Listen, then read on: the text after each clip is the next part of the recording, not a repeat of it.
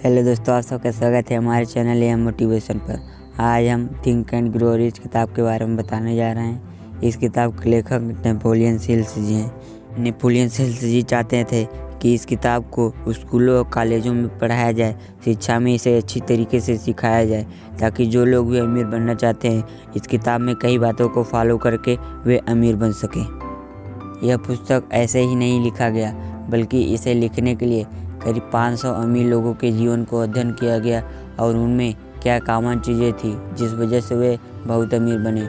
उन्होंने इन्हीं कॉमन चीज़ों को इस किताब में लिखा और इन कॉमन चीज़ों को जो भी फॉलो करता है वह भी उन अमीर लोगों को जैसा बन सकता है। तो अगर आप भी अमीर बनना चाहते हैं तो इस किताब में कई बातों को फॉलो करके आप भी अमीर लोगों के जैसा अमीर बन सकते हैं। मैंने डिस्क्रिप्शन में इस किताब का लिंक दे दिया है। इस किताब को खरीद कर आप पढ़ सकते हैं और उनकी कई बातों को फॉलो करके आप अमीर बन सकते हैं। नेपोलियन हिल्स जी चाहते थे कि इस किताब को स्कूलों और कॉलेजों में पढ़ाया जाए और इसे शिक्षा में अच्छी तरीके से सिखाया जाए, ताकि जो भी इस किताब को पढ़े वह अमीर बन सके। तो इस चैप्टर में कुछ पॉइंट के बारे में बताने जा रहा हूँ। इस चैप्टर में एक पॉइंट है, सोने से 3 फुट दूर। डार्बी और उनके अंकल ने मिलकर एक सोने की खुदाई करके अमीर बनने के लिए पश्चिम चले गए। कई सप्ताह तक उन्होंने खुदाई की। उसके बाद इसे खुदाई को पूरा करने के लिए उन्हें मशीनरों की ज़रूरत थी। उन्होंने चुपचाप इस खदान को ढक दिया। आवश्यक मशीनरों के लिए जो पैसा इकट्ठा करना था उन्होंने उस पैसे को इकट्ठा किया और उस मशीन को खरीदा और उन्होंने इस खुदाई को कई दिनों तक जारी रखा। लेकिन कुछ समय बाद उन्होंने हार मानकर इस खुदाई को बंद करके उन सारी मशीनरों को एक कबाड़ी को बेच दिया। वे बेहताश खुदाई करते रहे पर कोई फ़ायदा नहीं हुआ। अंत में उन्होंने छोड़ने का फैसला किया और कबाड़ी ने उस जगह की खुदाई की जहाँ ने डार्बी और उनके अंकल ने बंद की थी। केवल 3 फुट खुदाई करने के बाद उन्हें वह कटोरा मिला जिसके लिए डार्बी और उनके अंकल ने खुदाई कर रहे थे। कबाड़ी ने उस खदान की खुदाई की और महज 3 फुट दूर ही उसे वह खदान मिला जहाँ डार्बी ने इस खुदाई को बंद की थी और वह बिल्कुल उसी जगह पर पाई गई। और कबाड़ी ने लाखों करोड़ों डॉलर कमाए, क्योंकि वह हार मारने से पहले विशेषज्ञ से सलाह लेने के बारे में पर्याप्त जानता था। इसलिए किसी भी काम को छोड़ने से पहले एक एक्सपर्ट से सलाह लें, पूछताछ कर लें तभी कि क्या जो मैं करने जा रहा हूँ वो सही है या गलत। क्योंकि आपने देखा कि सोने से 3 फुट पहले रुक गए डार्बी को लाखों करोड़ों डॉलर का नुकसान हुआ, जिस वजह से मेहनत किसी और ने किया और मुनाफा किसी और को हुआ। इसलिए किसी भी काम को छोड़ने से पहले एक एक्सपर्ट से सलाह ले लें और पूरी जानकारी ले लें तभी किसी काम को छोड़ें।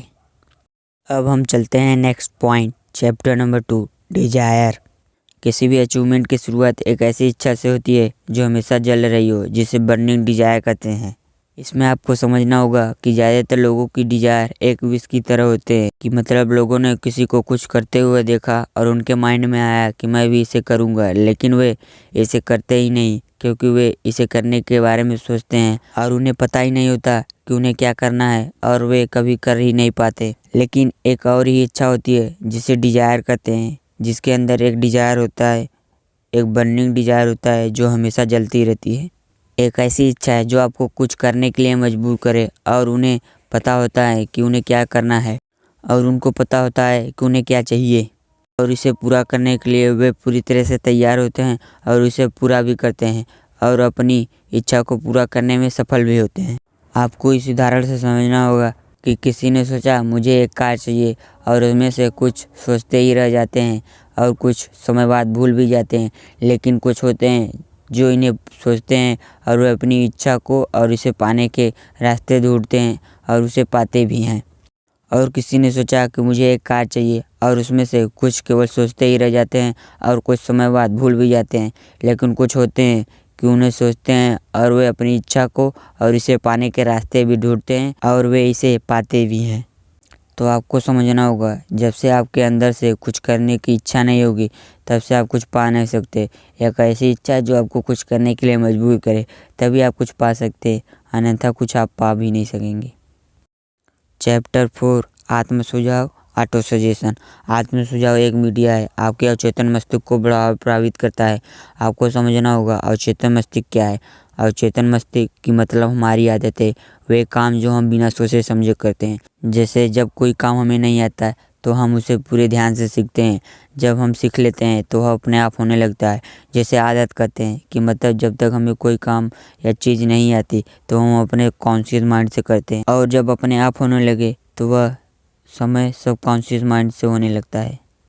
अभी हम इस उदाहरण से समझते हैं कि जब मतलब हमें किसी भी गाड़ी को चलाने नहीं आता है तो हम अपने कॉन्शियस माइंड से सीखते हैं कि कब क्या करना है और कैसे चलाना है। जब वह आने लगता है और कुछ समय बाद वह अपने आप होने लगता है। जब हम गाड़ी चलाते हैं कुछ समय बाद तो वह अपने आप होने लगता है, और जब अपने आप होने लगे तब उस समय सबकॉन्शियस माइंड से होने लगता है। कि मतलब जब तक हमें गाड़ी चलाना नहीं आता है तब तक हम अपने कॉन्शियस माइंड से सीखते हैं। जब गाड़ी चलाने आने लगता है तो हम अपने सबकॉन्शियस माइंड से करने लगते हैं। जब तक हमें गाड़ी नहीं आ रही थी तब तक हम अपने कॉन्शियस माइंड से सीख रहे थे कि कब क्या करनी है, कैसे चलानी है। जब हमें वह आदत में कन्वर्ट हो जाती है तो वह अपने सबकॉन्शियस माइंड से होने लगता है। आत्म सुझाव मतलब खुद को सुझाव देना। किसी भी चीज़ को बार बार करने लग जाओ और वह काम अपने आप होने लगे। इसे करना ना भी चाहो तो भी आपका माइंड इसे करने के लिए कहे, बार बार करे। इसे को सबकॉन्शियस माइंड और चेतन मस्तिष्क कहते हैं। कि मतलब अगर आपको कोई भी चीज़ सीखनी होगी तो आपको अपने कॉन्शियस माइंड से उस चीज़ को सीखें, उसकी आदत बना लें। जब वो आदत में कन्वर्ट हो जाएगा तो आप किसी भी चीज़ को सीख लेंगे और वह अपने आप सबकॉन्शियस माइंड से होने लगेगा। आपने सबकॉन्शियस और कॉन्शियस माइंड को समझ लिया तो आपको किसी भी चीज़ को सीखना बहुत ही आसान हो जाएगा। अगर आपको कोई भी चीज़ सीखना होगा तो आप अपने कॉन्शियस माइंड को पूरी तरह से वहाँ पर लगाएंगे। जब आप सीख लेंगे तो अपने आप सबकॉन्शियस माइंड से होने लगेगा। अब हम चलते हैं चैप्टर नंबर 6, इमेजिनेशन पावर, कल्पना। इस चैप्टर को पढ़ोगे और पाओगे इमेजिनेशन पावर कितना आवश्यक है। ज़्यादातर लोग सोचते हैं इमेजिनेशन पावर केवल क्रिएटिव फील्ड वालों के लिए ज़रूरी है।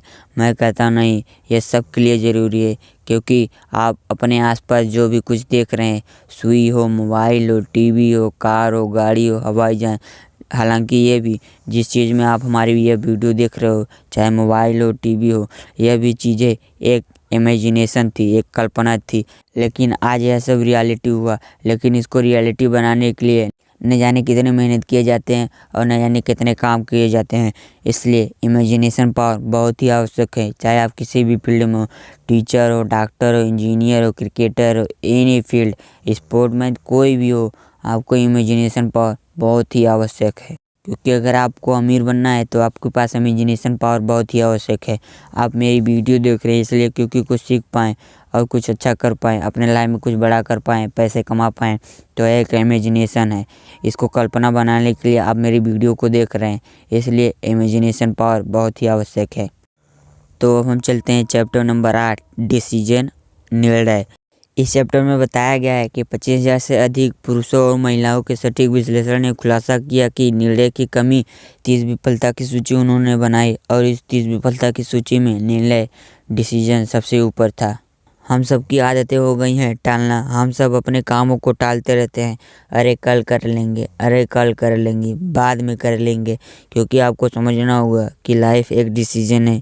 अगर आप लाइफ को समझोगे, लाइफ एक डिसीजन है। हर समय, हर वक्त, लाइफ में हर मोड़ पर डिसीजन लेना है। इसमें 25,000 महिलाएं और पुरुषों ने बताया कि लाइफ में डिसीजन का बहुत ही बड़ा रोल है सफल होने में, चाहे आप किसी भी फील्ड में हो। क्योंकि लोग सोचते रह जाते हैं और वह कभी डिसीजन ही नहीं ले पाते हैं कि उन्हें क्या करना है और उन्हें क्या नहीं करना है। क्योंकि लोग सोचते ही रह जाते हैं और कभी डिसीजन ही नहीं ले पाते हैं कि उन्हें क्या करना है और उन्हें क्या नहीं करना है, और वो सोचते ही रह जाते हैं, और असफलता का सबसे बड़ा कारण माना जाता है। इसलिए मैं चाहूँगा कि लाइफ में जो भी कुछ आप कर रहे हैं उसमें एक अच्छा डिसीजन लें और उसको करने का पूरा प्रयास करें। क्योंकि अगर सही समय पर आप डिसीजन नहीं लेंगे तो आप लाइफ में फेल हो सकते हैं। चैप्टर नंबर 9, दृढ़ता। चैप्टर नंबर 8 के बाद डिसीजन के बाद दृढ़ता। कि मतलब किसी भी डिसीजन को पूरा करना है तो करना है। ये बड़ी क्वालिटी है किसी भी फील्ड में सफल होने के लिए। क्योंकि लोग कोई भी समस्या आती है तो कामों को करना छोड़ देते हैं, क्योंकि कामों से डर जाते हैं। कि लोगों को कोई भी समस्या आती है तो वो समस्या से डर कर कामों को करना छोड़ देते हैं। क्योंकि इस दुनिया में लोगों को पता होना चाहिए कि जो मुझे करना है उसे करने में समस्या आएगी, लेकिन मुझे डरना नहीं है, उसे फेस करना है, उससे लड़ना है, न कि कोई काम छोड़ना है। क्योंकि एक बार आपको छोड़ने आ गया तो ज़िंदगी भर आपको छोड़ते ही रह जाओगे। इसलिए मैं चाहूँगा कि जो भी आप कुछ कर रहे हैं या करना चाहते हैं उसे पूरा करके ही रुकें, आधा अधूरा न छोड़ें, क्योंकि छोड़ते रह गए तो आप किसी भी फील्ड में सफल नहीं हो पाओगे और ज़िंदगी भर असफल व्यक्ति की तरह रह जाओगे। यह बुक समरी वीडियो यहीं ख़त्म होता है और हमारे चैनल एम मोटिवेशन को सब्सक्राइब कर लें और यह वीडियो ज़्यादा से ज़्यादा लोगों को शेयर करें ताकि यह वीडियो उन सभी के पास पहुंच जाए जिसको इसकी ज़रूरत है, और हमारे चैनल एम मोटिवेशन को सपोर्ट करें। डिस्क्रिप्शन में मैंने इस किताब का लिंक दे दिया है, इस किताब को जाकर ख़रीद कर और पूरी जानकारी लेकर पढ़ सकते हैं, क्योंकि आपके पास मैं अच्छे कंटेंट पहुंचाने की कोशिश कर रहा हूं और आप मुझे थोड़ा सपोर्ट करें हमारे चैनल एम मोटिवेशन को, क्योंकि आप सब हमारे वीडियो को देखोगे ही नहीं तो मुझे भी थोड़ा अच्छा नहीं लगेगा। इसलिए इस वीडियो को ज़्यादा से ज़्यादा लोगों को शेयर करें और इस चैनल को सब्सक्राइब करें।